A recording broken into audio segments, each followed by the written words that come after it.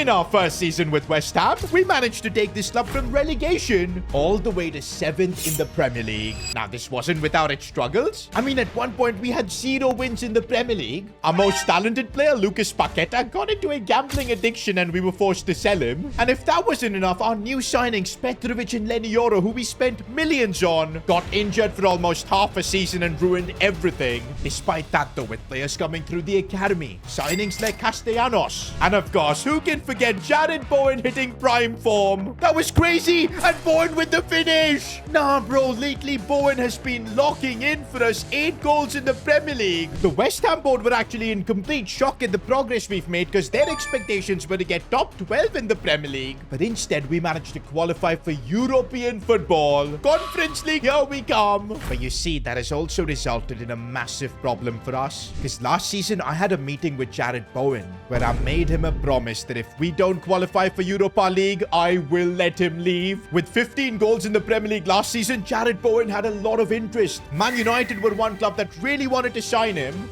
Okay, but wait a minute. I don't think Man United are in the Premier League this season. Oh my days, Man United have been relegated. I don't think I've ever seen this happen in career mode. That is crazy. I guess Man United will be out of the picture for Jared Bowen, but that does not mean he wants to stay. I called him into my office and we had a meeting again, and he's made it clear this is his last opportunity to get a transfer at a big club, and he wants to make the most of it. And to be honest, boys, it's our fault. We couldn't qualify for Europa League last year, so we gotta just own it. We had a gentleman's agreement with Bowen, and I am putting him on the transfer list. Wait a minute, is Bowen actually valued that much? 56.7 million? Well, I know it's gonna be emotional saying goodbye to Jared Bowen, but that kind of money could really change this club. Maybe this transfer works out for both parties. We get a big fee for Jared Bowen. He gets to play for a club like Liverpool. I think so far this is a win-win. Okay, but saying that, bro, seeing him being unveiled with the Liverpool shirt, it does hurt. One thing's for sure, Bowen will always be a cult hero on this channel.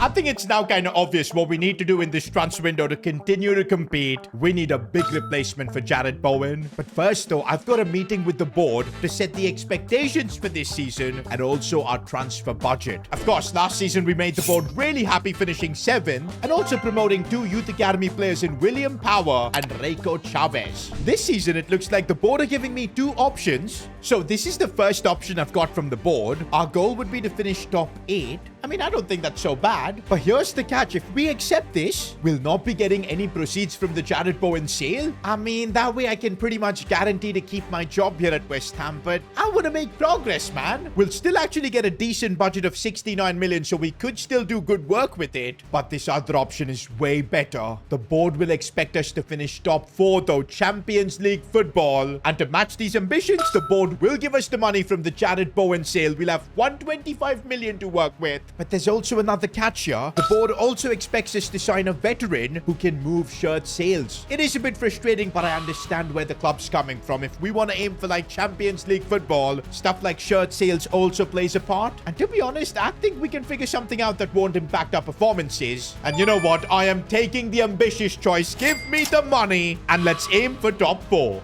Now, with all the board meetings done, it's time to focus on improving the team, making the signings. But before that, there's also some extra ground rules the board has set. Remember how last season we were only allowed to sign players with a max overall of 80? Well, this season, the board are being a bit more ambitious, but the limit is still only 82. But there's also a catch. For the veteran player we sign, which must be a 32-plus-year-old, there is no overall cap. And already I've got a few ideas looking at this team. Maybe an older centre-back with experience could be the play. Or if there's a winger that still retain their pace, that could be part of the agenda as well. I think I'm going to need a lot of your guys' help, so let me know in the comments. For now, though, my focus is to find that Jared Bowen replacement. You know what? Already some interesting options here are popping up, like Tyler Dibbling from Everton. In terms of overall, we had gotten Bowen to like an 84. And so I'm not sure if a 77 rated player will match our ambitions of qualifying for Champions League. But then again, I think we all know that overalls do have a habit of lying. Dibbling could end up being a lot better. And stats-wise, he does give me vibes of Jared Bowen. I love the fact that he's got incisive pass, technical playstyle as well. But let's keep seeing if there are any better options here. Another really good option I found is Antoine Semenyo. I know he's just made the move to Man City, but he's perfect for us, boys. 82 overall, that means he fits the criteria. Pace, shooting, dribbling, he's got it all. He's two-footed as well. And I'm not sure how much game time he's been getting at Man City, so this is definitely an option to consider. But you know what? I don't think we should just stick to the Premier League. Let's also look at options from other leagues. Like there's Akliuche from Monaco, who's a baller. Even Brahim Diaz from Real Madrid is a good option, although we won't give him any penalties. But you know what, boys? For some reason, I'm just gravitating towards Tyler Dibbling. There's something about him that reminds me of Jared Bowen. I don't know what exactly. I know Semenyo is the higher rated. Maybe we are putting ourselves at a disadvantage by not signing an 82 rated player. But I just have a gut feeling that Dibbling is that guy. And also, guys, for 25 million, I don't think we can go wrong. The successor to Jared Bowen at West Ham is here. Tyler Dibbling. Welcome to the club. I think we're going to have to deal with a lot of question marks regarding our signing of Dibbling because he's almost 7 overalls below Bowen. But we trust him, boys. I know he can deliver. And also a bit of a squad update. This season we had players like Agard come back from their loan spell. He's 82 rated. I think he could end up playing a big part in this squad. We also had Edson Alvarez back from his loan. He's a CDM. And I know William Power is the main man at 18. We've already dubbed him as the next Declan Rice. I think having Edson Alvarez on the bench will be a lot better. So I guess Freddie Potts, I'm sorry you don't have a place in the squad. To think at the start we had dubbed him to be the next Declan Rice. But that just shows how unpredictable football really is. Before we get any further though, I know what you guys are wondering. Where's the end of season award ceremony? Well, we're doing it right now. We got 2 awards, Goal of the Season and Player of the Season. And the winners of both these awards will be getting a playstyle plus. Now, Goal of the Season was kind of hard because we didn't score that many spectacular goals. I mean, there were big moments like Castellanos' last-minute winners, but based on pure quality, Jared Bowen, screamer in the FA Cup, that was ridiculous. Beating 2 players, getting the finish, it's gotta be him. And there you go, he's earned himself the finesse shot plus playstyle. The only problem is he's not gonna be helping us with that. But since he won the Goal of the Season, there's nothing we can do about it. That's actually gonna help out Liverpool more than us. This is so frustrating. And even for Player of the Season, it could have been the same case. Bowen was one of the nominees. But I think overall, throughout the season, Castellanos had a bigger impact. William Power deserves a shout as well, the next Declan Rice. But I think Castellanos was extremely consistent. Scored 16 goals in the Premier League for us last season. And for that, we've given Castellanos the Usain Bolt playstyle. He's going to be so quick now. I'm actually curious how fast he's going to be because in reality, he's only got 77 pace. But this playstyle plus should make him a lot quicker. But alright, boys, the Premier League season is quickly approaching. And I still have a few more transfer ideas. Of course, centre-back is a position I want to strengthen. I know we've got Agard, but I think if we find someone really high-rated above the age of 32, that could really help transform our back line. I think I'm going to need your help for this one, guys, so let me know in the comments. Oh, and also while you're down there, make sure to subscribe to the channel. But in other positions, I am thinking maybe a midfielder could help us. This Loftus-Cheek, he's 30. But yeah, we do have Chavez coming through, and I don't want to hinder his growth. I think that leaves us with the left midfield position where Somerville, he was kind of hit or miss. Plus, with Tyler Dibbling on the right side being super young, I think we could do with another winger at the club. And maybe we go to Spain for Alberto Molero. The pace is there. The dribbling is there. He looks like a wonder kid. He is going to be super expensive though, but we do have the money and he's 82 rated. I mean, this could really wipe out our budget. But then again, after this, we only need to sign a veteran player, so we're not going to need that many funds. Okay, but 61.9 million. That would be a crazy transfer to pull off as West Ham. I'm going to try and negotiate it down to 50. Do you know what? We've brought it down to 55.4, but the tension meter's rising. I'm just going to get done with it.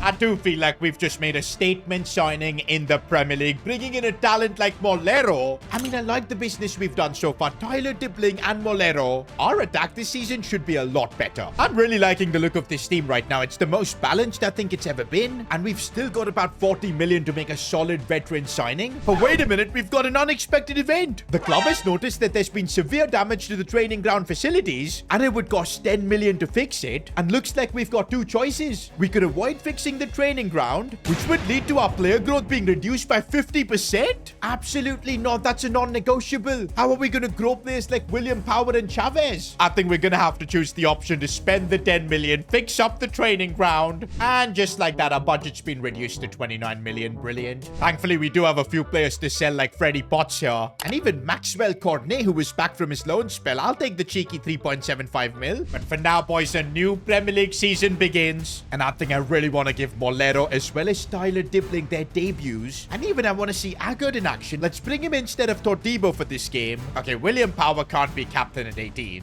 I guess gonna have to give it to Wan-Bissaka. But this is it, boys. New season, bigger ambitions. I remember last season, it took us like 7 games to actually win our first Premier League game. We can't do that this year, especially if we want to finish top 4. We've got to be winning from day 1. And I think we do have a way better squad than Southampton. Okay, I can't lie. Tyler Dibling feels really huge for a winger, but he also feels really agile, which is awesome to see. His power looks for Castellanos. Now it's Tyler Dibling here, who's broken through, trying to get his first goal there. Complete chaos as we almost scored. I don't like how we're getting opened up there, but Agard, I don't know what he was doing, but he managed to clear it away, and now we could possibly counterattack here. Dibling looking for Castellanos. We know how faster Castellanos should be this season. Brilliant run, but he couldn't get the job done. Dibling has been so involved in everything we've done so far. I want to see Molero in action as well, because he is the faster player. And look at him go here, beating a couple of players. Could look for a ball inside. Matheus Fernandez, chance, and oh, what a finish. I'm telling you, bro, top 4 is our goal, and we're gonna make it happen. Molero seeing the run of Castellanos. He's got the pace now to go through. Oh, it's brilliant, but he doesn't have the finish. Oh, he still does. That is brilliantly done by Castellanos. You could literally see the extra bit of pace there. Now Dibling looking to link with Molero. What a lovely ball. Molero's got the pace. Oh, he doesn't have the finish. This season, though, the crazy thing is we've got so much squad depth. I can bring on Somerville for the second half. Chavez can come on for Loftus-Cheek. Pablo Felipe as well could get some minutes. And you know what? I think we are going to need all this squad depth because we will be playing Conference League football this season. No. And Petrovic, big save. Oh, the rebound goes in. Come on, man. I don't want us dropping points in our first Premier League game of the season. Things were going so well. This is exactly what I didn't want, boys. We are getting opened up. Lenny Oro does well. We get out of the danger zone. Gonna need Tyler Dibling to step up here as he finds a good pass for Somerville. And Somerville beats his man. This is great. Going for the goal, and he's put it in brilliantly. That should at least settle this game. For a second, I did get a bit worried. Well, that is infinitely a better start than last season. We've already got our first Premier League win. And meanwhile, we've got some big offers coming in for Mavropanos. I'm willing to accept that, about 9 million. Oh, we've got Chelsea next. Now, this should be a really good test to see where we stand as a team. Are we really ready to compete for top 4? In terms of lineup, I don't want to change much. I'm very tempted to put Agard into the starting 11 because he was rock solid. And I think, boys, I need the experience. But benching Tordibo just hurts me, man. I think for this game, we'll bench Yoro. Oh, but Chelsea coming at us with Palmer and Agard doing a good job. I'm telling you, bro, having an experienced centre-back at the back could really have big impact. And that's what I'm hoping next episode, if we can sign someone crazy there, it could really give us a great chance of getting top 4. But right now, we've got to just survive against Chelsea, who are constantly on the front foot here. Nope. And Tordibo this time does a good job. Castellanos is making that run. I love the pace he's now got. It's brilliant to see. And he's got the finish as well. I'm already getting vibes that maybe this West Ham team could pull off something special. The DNA is there in the team. Okay, maybe I'm getting ahead of myself, but I'm already thinking about potentially pulling off a Leicester City. It's not quite the same because we were never relegated down to the Championship. But hey, we were in the relegation zone, and now suddenly after a year, we're beating Chelsea. Okay, definitely I have gotten ahead of myself because look at Palmer here, just get through us, hits the poster, rebound, and Petrovic, are you joking? This might be one of the craziest goalkeeper saves I've ever seen. I guess we may have our player of the episode contender right there. Molero down the wing with the pace, looking to attack Chelsea. Oh, the change of pace there. And here goes the Spaniard, Molero, cutting inside. There's nothing Chelsea can do to stop him. Goes for goal, but puts it wide. Oh, what a pass that was, and we got let off. Where was Agard in that play? He's showing some signs of weakness. Oh, that is a cynical challenge on Castellanos, man. That's N'Golo Kante, man. He's supposed to be a nice guy. And remember, who's been training with James James Ward-Prowse, William Power with the dead ball play style. Oh my days, but he does not have shot power. He literally does not have the shot power to score this. You know what, boys? Just for the free kick. Gotta bring on my boy Ward-Prowse. Okay, even he does not have the shot power, bro. That is insane. Let's just try our best. Go on, James Ward-Prowse. Can he get this one up and over? I might just be the worst free kick taker in FC 26. I hope bringing Ward-Prowse now does not end up costing us, bro, because I don't know if he's at the level to beat a club like Chelsea. Cross coming in. This is dangerous. And we just got let off there. Here I was thinking of doing a Leicester City, boys, but right now we are just hanging on. We've really not seen much from Tyler Dibbling, and finally we are, I guess. Good link-up play there with Ward-Prowse, and here goes Tyler Dibbling attacking against Chelsea. Looking to cut inside. We've just got to go backwards there. But the build-up play is nice. Dibbling going for goal. He has his moments. The talent is there. He's just missing that bit of perfection. Oh, but now we're breaking through here with Molero. I love to see this. He's got the pace and he's got the finish. Alberto Molero, the Spaniard, gets his first goal for West Ham. Now, that is what I call a statement win.